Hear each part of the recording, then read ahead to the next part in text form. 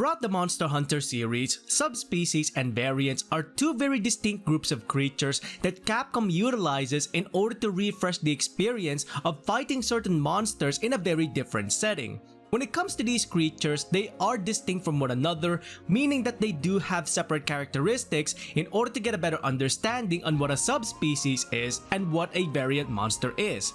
However, at the same time, they do share some very common anomalies that do happen between these two monsters, and today, what we're going to be looking into are the characteristics of both subspecies and variants, not just from a lore perspective, but from a gameplay perspective as well, so that you have a better understanding as to what Capcom is talking about and what you can expect whenever they mention the term subspecies or variant in future Monster Hunter releases. Let's go ahead and take a look.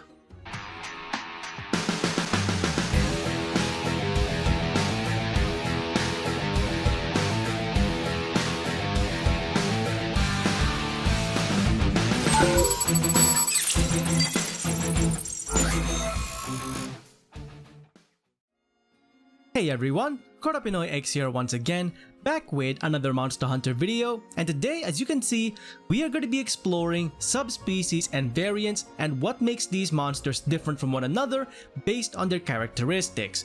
The reason I wanted to explore this mostly is because there is going to be some confusion out there regarding the mention of a subspecies or variant whenever Capcom decides to release them either as title DLC updates in Iceborne or even mentioning them for future Monster Hunter games. So we're just going to be taking a look at the characteristics of a subspecies and a variant and take a look as to what makes them different from one another. Let's first take a look at the characteristics of a subspecies to get a better understanding as to what makes a monster a subspecies altogether throughout the series.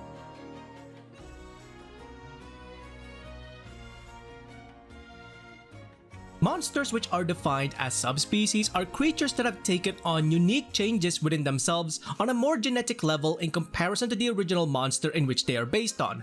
Many of these subspecies usually have a different coloration as one of their main features when comparing them to the original monster, mostly because of the fact that over time their evolutions have caused them to separate their characteristics from the original monster.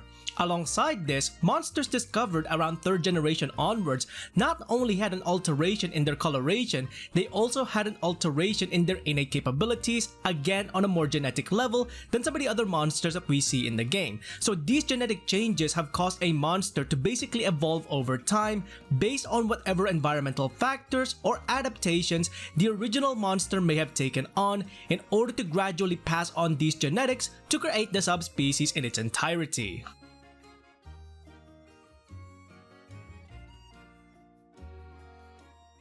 Monsters defined as a variant monster are actually creatures that have taken on a sudden evolution of their innate capabilities based on certain triggers that could actually factor in their usual life cycle.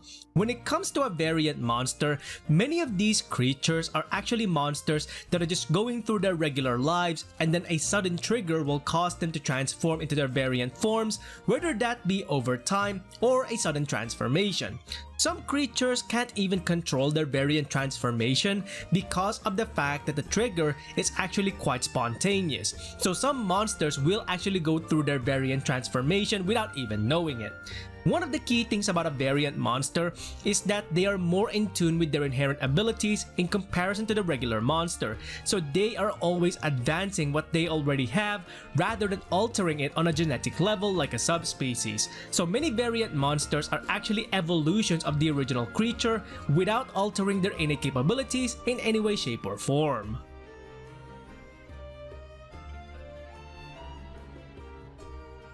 Now, as you can see right here, the characteristics of a subspecies and a variant monster are actually quite different from one another. However, throughout the years of Monster Hunter, people are still quite confused as to what Capcom is usually talking about whenever they mention the term subspecies or variant, and I can completely understand this. And this is mostly to do with the fact that even though their characteristics are different, they do share one thing in common. They are an evolution of the original monster, whether that be through their physical characteristics or their combat abilities. So what we're gonna do in this part is try to figure out what characteristics to look out for when dealing with a subspecies or a variant. The first characteristics that we have to look out for are the colorations of the monster. The color of the monster is actually the most common characteristics that you will need to look out for, but it is also the biggest one out there that tells whether a monster is a subspecies or a variant. If a monster has a vastly different coloration in comparison to the base form of the creature, more than likely you are dealing with a subspecies monster here, because subspecies have different colorations altogether based on their genetic evolutions. However, if you are dealing with a monster that looks almost identical in color to the original creature, just maybe a different shade or tone, more than likely you are dealing with a variant instead, because there's no alteration in their genetics, maybe a slight evolution, but that's about it. So that's pretty much the main characteristic that you need to look out for when looking at either a subspecies or a variant.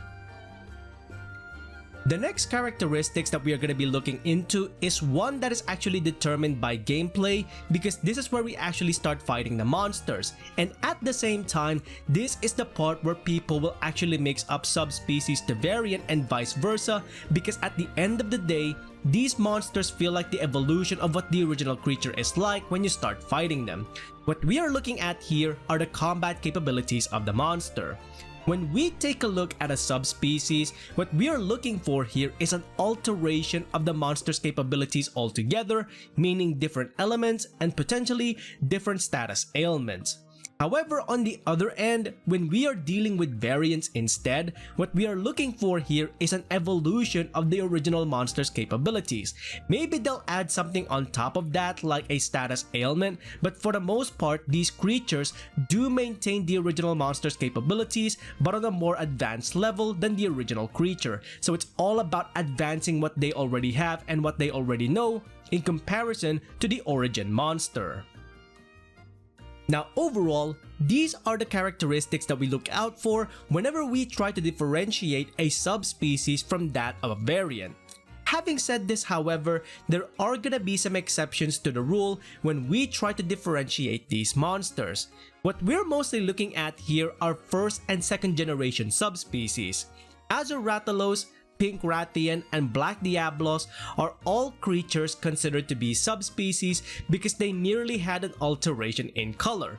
However, when we take a look at the way these monsters fight, they are almost akin to that of a variant monster instead, because they are actually an improvement upon what the original monster is capable of. Meaning that these subspecies have more variant-like characteristics to them because of the way they fight. Alongside this, a creature like Black Diablos, even though it's considered as a subspecies, in my opinion at least, this creature should be considered as a variant monster instead, because in terms of lore, the genetics of this monster has not been altered in any way, shape, or form. This is simply a female Diablos in heat, or according to some of the developers, this could potentially be a Diablos that's pregnant. So keep that in mind, there are gonna be some exceptions to the rule, and this is where it's completely understandable as to why people can actually be confused as to what a subspecies is and what a variant monster is in terms of characteristics. And that is pretty much it for this video, taking a look at subspecies and variants and what characteristics to look out for in order for you to differentiate these monsters from one another, and what to expect from them whenever Capcom mentions the term subspecies or variant for future title DLC updates in Iceborne or even future Monster Hunter games. What do you think about subspecies and variant monsters altogether throughout the entirety of the series? Let us know in the comments below what you think about these monster types throughout Monster Hunter. Now, with all of that being said, if you enjoyed these videos, please consider leaving a like on the video itself and subscribing to the channel, as well as hitting that bell icon so you can go ahead and catch up on any future Monster Hunter content that I might be doing or any other games that I might be playing in future.